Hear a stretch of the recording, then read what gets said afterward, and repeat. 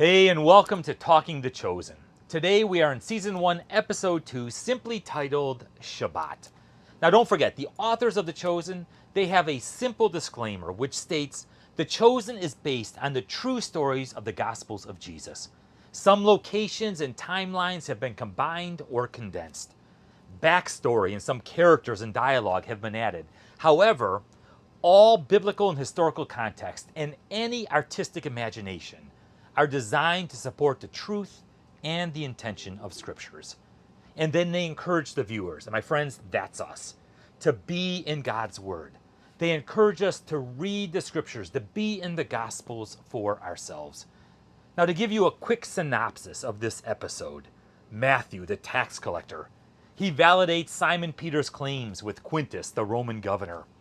Nicodemus, the Pharisee, he investigates this miracle that's reported in the Red Quarter. And Mary Magdalene, she receives a special guest at her Shabbat dinner. My friends, all of that is made up. All of that is simply backstory in order to teach the lesson on Shabbat. Some other things that happen in this episode is Simon Peter and his brother Andrew, they're out fishing on Shabbat. They're looking for merchant fishermen in order to turn them in to the Roman governor. All of that is made up. The main theme is that of Shabbat, or the Sabbath.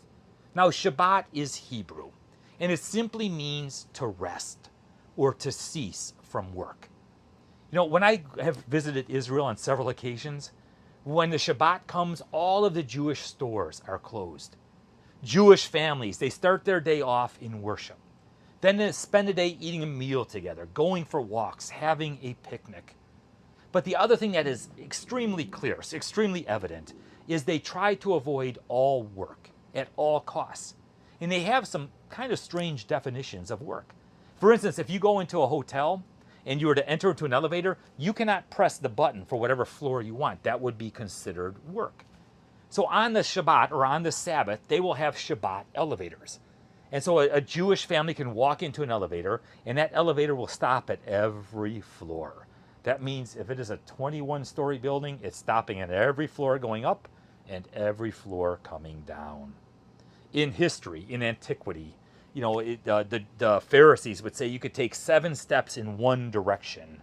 Then you had to stop and change directions and then go back. Because if you took 8 steps in any one direction, that was considered work. So this episode starts with a Shabbat dinner. It's Chinnereth, 948 BC. This Israelite family prepares a Shabbat dinner. The mother describes the history and the tradition of the celebration to her son. And then the dinner, it opens up with the Eshet Chanel.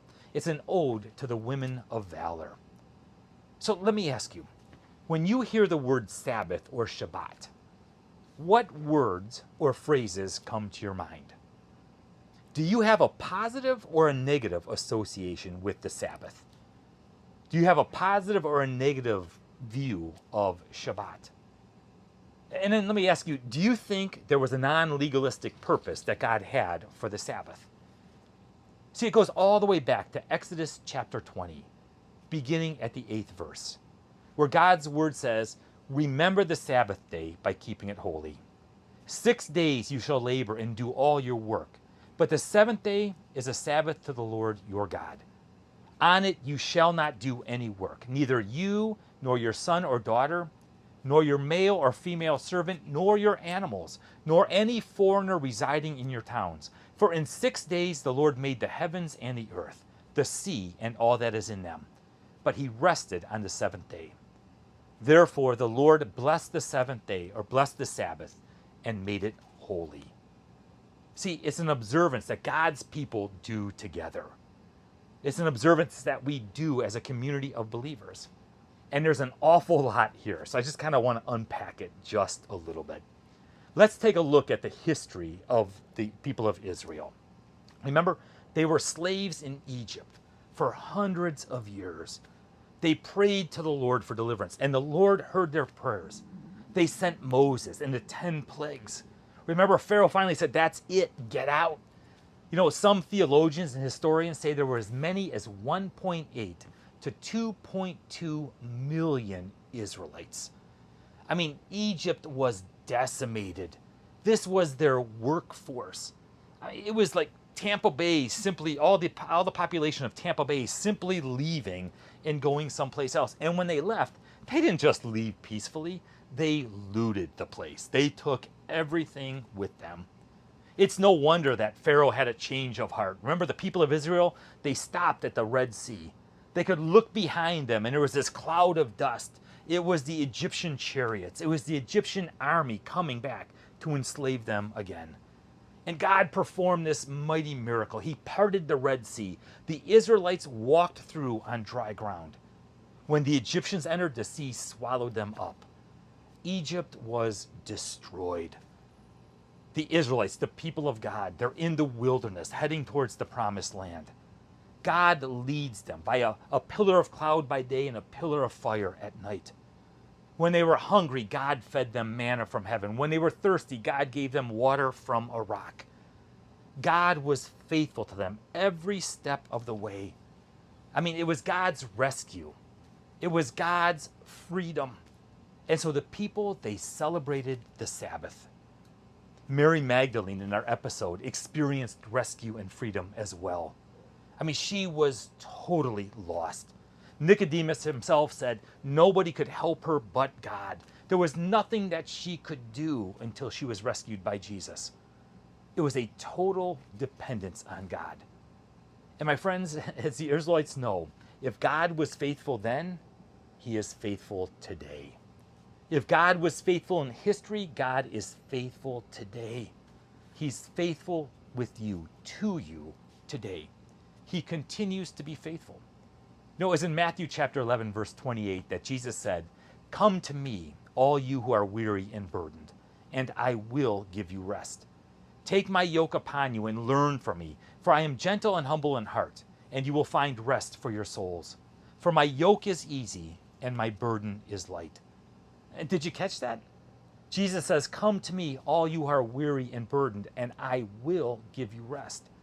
Not possibly, not could be, not maybe. He said, "I will," without a shadow of a doubt. Jesus does not tell the weary and the heavy laden to sleep more.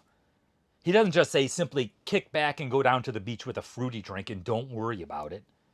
He doesn't say drink more. He doesn't say go on vacation. He doesn't say procrastinate and just ignore it. He invites us to come to him. And when we do, when we come to him, he gives us rest.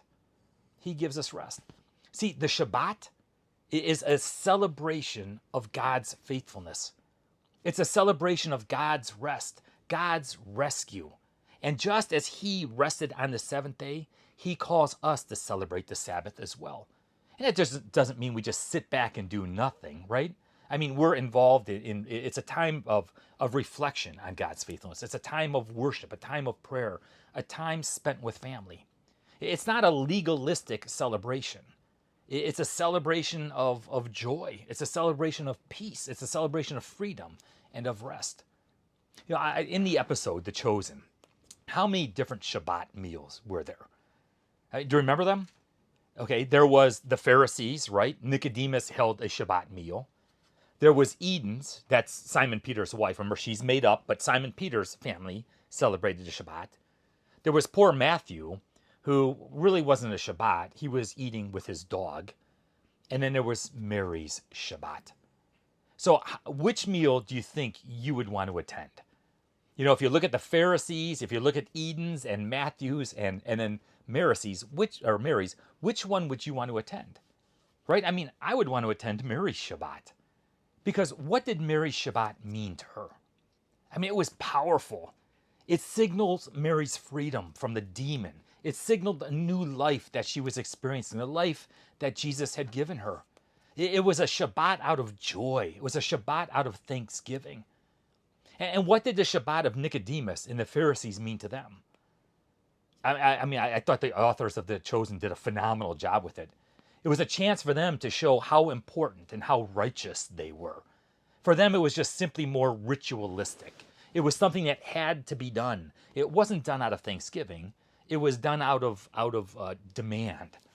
The one Pharisee walked in and he talked about how nice the house was. Remember, he told his wife, "Hey, see if you can get a seat at the head of the table." I mean, for them, it was a show of position. Okay, and then poor Matthew, and then Eden's, Simon Peter's Shabbat. I mean, he may have been sincere, but he was more worried about getting out and getting onto the Sea of Galilee to fish. So, what were some of the differences that you noticed between the Shabbat of Mary and the Shabbat of Nicodemus and the Pharisees? I mean, who got invited to those celebrations? And what did they focus on? The Shabbat for Nicodemus and the Pharisees, it was the upper echelon, right? It was the people of influence, the people of power, other Pharisees. But Mary just opened her doors, even to people who were not invited. They just showed up at the door. She simply invited them in. And so why do you think Jesus chose to attend the Shabbat of Mary? I mean, it was sincere. It was from the heart. It was a Shabbat of thanksgiving. So remember, I asked before, what was God's purpose for creating the Sabbath and other festivals? It's a time of remembrance. It's a time of thanksgiving. A time to focus on God's faithfulness, how God was faithful to his people all throughout history. And my friends, if he was faithful then, he's faithful now. If he was faithful to them, he is faithful to you. I mean, Shabbat.